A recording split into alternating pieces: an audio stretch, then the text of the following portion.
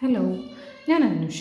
ചെറുതാകുമ്പോൾ വരച്ചിട്ട് ഇപ്പോൾ ഒരു വലിയ ഗ്യാപ്പിന് ശേഷം രണ്ടാമതും വരയ്ക്കാൻ പഠിച്ചുകൊണ്ടിരിക്കുകയാണ് ഞാൻ. അതുകൊണ്ട് തന്നെ ഡ്രോയിങ് പഠിച്ചെടുക്കാൻ പറ്റുന്ന ഒരു സ്കില്ലാണ് എന്നുള്ളതാണ് ഞാൻ വിശ്വസിക്കുന്ന കാര്യം. ഫോർ എക്സാമ്പിൾ നമുക്ക് ഈ ഒരു പംകിനാണ് വരയ്ക്കേണ്ടത് എന്ന് വിചാരിക്കാം. അങ്ങനെയാകുമ്പോൾ നമ്മൾ ഇതിൻ്റെ ഓരോ അല്ലികളെയും പറ്റി, ഇതിൻ്റെ ഓരോ ഈ ഒരു പാർട്ടിനെയും പറ്റി വേവലാതിപ്പെടേണ്ട ആവശ്യമില്ല.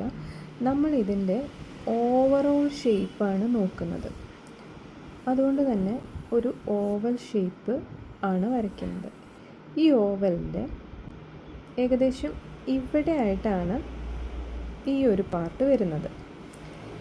ഇനി ഇതിൻ്റെ എല്ലാ ഭാഗത്തേക്കും കേർവ്ഡ് ആയിട്ടാണ് പംകിൻ ഇരിക്കുന്നത്. അതുകൊണ്ട് തന്നെ ആ രീതിയിലുള്ള വരകളാണ് വരയ്ക്കുന്നത്.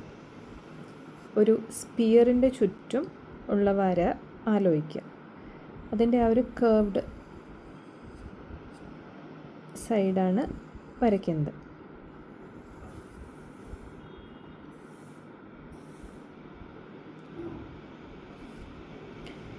ഇനി ഇതിന് ഡീറ്റെയിലിംഗ് കൊടുക്കുക.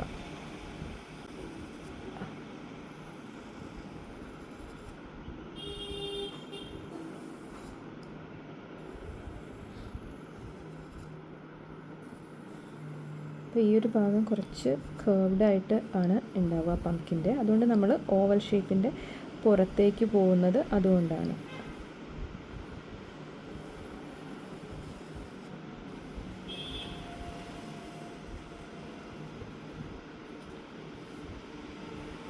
തണ്ട്,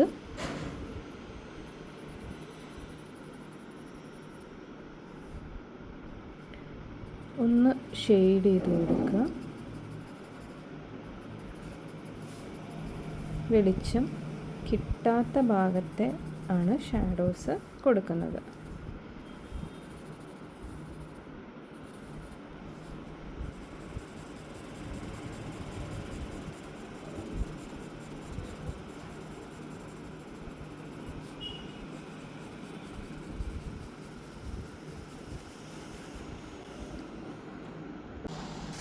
നന്നായി പടം വരയ്ക്കാൻ വീണ്ടും സ്റ്റാർട്ട് ചെയ്യാൻ ആഗ്രഹിക്കുന്നവർക്ക് ഇത്തരം വീഡിയോസ് വളരെ യൂസ്ഫുൾ ആയിരിക്കും.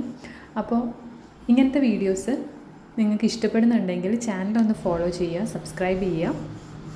ഒരു ബോണസ് ടിപ്പ് എന്ന് പറഞ്ഞു കഴിഞ്ഞാൽ, ഈ ഷേപ്സ് പെട്ടെന്ന് വരയ്ക്കാൻ നമ്മുടെ കയ്യിലേക്ക് വരാനായിട്ട് വെറുതെ ഒരു പേജിൻ്റെ ബാക്കിലോ അല്ലെങ്കിൽ വേസ്റ്റ് ആയിരിക്കുന്ന ഒരു പേപ്പറിൽ നമ്മൾ വെറുതെ ഇരിക്കുമ്പോൾ ഇത്തരം ഷേപ്സ് നമ്മുടെ കൈ കൊണ്ട് വരച്ച് നോക്കുക എന്നുള്ളതാണ് അതിൻ്റെ ഒരു ടിപ്പ്.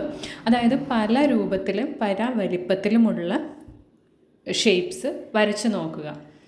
അങ്ങനെയാണെങ്കിൽ നമ്മൾ നെക്സ്റ്റ് ടൈം ഒരു ഒബ്ജക്റ്റ് കാണുമ്പോൾ അതിൻ്റെ ഷേപ്പ് പെട്ടെന്ന് മനസ്സിലേക്ക്, ഏതാണ് അതിൻ്റെ ഒരു 3D ഷേപ്പ് എന്ന് മനസ്സിലേക്ക് വരാനും അത് പേപ്പറിലേക്ക് കൊണ്ടുവരാനും വളരെ ഈസി ആയിരിക്കും.